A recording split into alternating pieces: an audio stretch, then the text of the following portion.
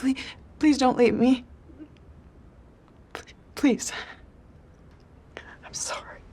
Ava finds out the truth that Deborah plans on using physician-assisted suicide. And I'm wondering, how would you describe Ava's reaction to that news? And what's her emotional state like once they hit Europe? It's a mixture of like immense pain and frustration and anger. Oh my God. You brought me here so that I wouldn't scream at you, didn't you? I think she has this feeling of like, Deborah's not in charge of this decision. Like, this is not her decision. It's not. Like, I think she fundamentally pushes back on that because she thinks that Deborah, is accountable to other people. There are a lot of people that you should be thinking about right now besides yourself. Ava, honey, please don't. No, you please! So she's really not able to see it as Deborah's decision. And in that sense, she's not willing to accept it. And that's very hard. She's not going to leave her, but she's not in acceptance. And she's kind of coming in and out of like, oh, we're actually having fun. This is like our thing that we do. Like, we're being girls. And then kind of has these moments where she comes back to the reality that she just like cannot face. How did you prepare to take on such heavy emotions? Because some of those scenes are really, really gut-wrenching. It's all on the page, not to discredit myself, but I feel like anybody who had to recite those words wouldn't be able to hold back tears. I'm looking at Jean. It's a long time coming. This has been the last 6 years of my life. So it's like these emotions are coming from a real place, I think. I may not have 30 years. I think I have another hour. When you first read the script and found out how everything was going to end, what was your general reaction, when you hit that last page?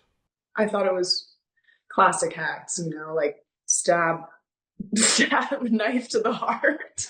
But then somehow they dig themselves out of it. She's going to start treatment on the 21st. I think the ending is beautiful. And I think, the filmmaking really is what I would call it, like the Vegas, Paris montage, Eiffel Tower moment is just so beautiful and so beautifully done. And it's just, when you read the script, the stage direction in that moment is enough to, I'm like choking up thinking about the stage direction. It's like, it's so beautifully honors the work.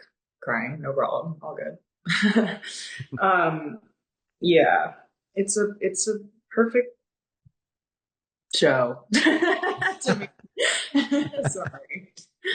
That's the headline. Perfect show. The end, period. I'm wondering, what do you remember from your final day on set, and what was that like? The final day on set, we were shooting at the Louvre, and our final scene of Hacks was just Jean and I on our backs, like kind of laying down on the benches, looking up at the gallery walls. And Lucia just came over and was like, just talk. And so we just started like talking in character. Their work is so detailed and beautiful, and they have made such vivid people.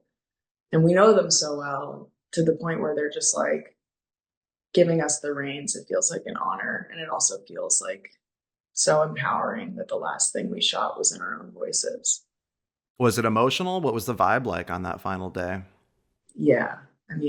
I literally like kind of collapsed. Like I was really, this is so like actor right now, but like I just was, I'm very sensitive, and I think emotionally I had been trying to dole out my energy because we wrapped in LA, we wrapped in Vegas, we had 2 Paris wraps because we had a splitter unit going into the Louvre. So we wrapped the larger crew in Paris, and then we had a set, so just trying to dole out my emotional bandwidth.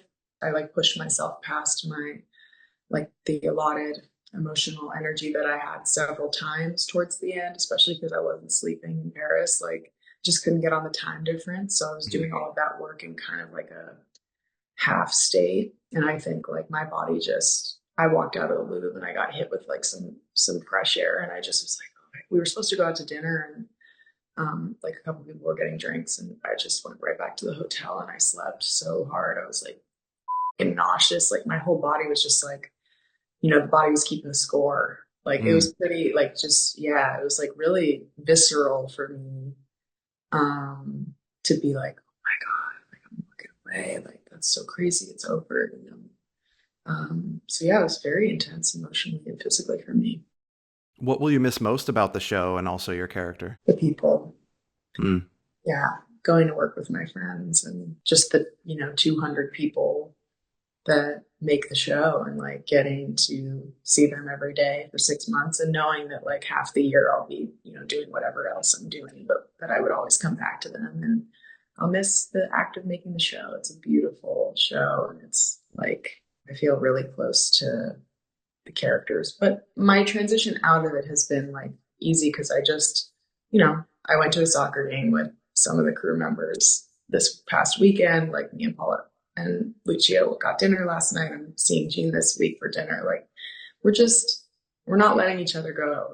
That's the only thing that helps me not be like so mega depressed is that like, I know that these people are going to actually be in my life. So if you had to speculate, if we popped back into these characters' lives, like 1 year, 5 year, 10 years down the road, what do you think they would be up to? I think that Ava is like show running, who's making dinner. And I think my hope would be that Deborah like moves to, lives in her LA house so that they can continue working on her hour together. Like Ava's kind of transitioning into having her own life and forging her own path, but still, collaborating with Deborah. And she's, able to have that too. Now, this whole final season was about, cementing the legacy of Deborah Vance. What would you say is the legacy of Deborah in terms of television history and what the series does and says? I think it's like the true underdog story. She's like up against a lot, and it's just like don't count the diva out. You know what I'm saying? Always bet on blonde or whatever. She's a survivor, and I think that the legacy of the show is like, yeah, just about love and about this like new type of relationship that we kind of haven't seen a lot of, like working love, like collaborator love. That is a specific type of bond that like, we all on Hacks in a meta way know about. We, Paul, Jen, and Lucia have the thing that they are portraying in the show with each other, with us. We have it with the crew, like they have it with one another, and it's a beautiful thing.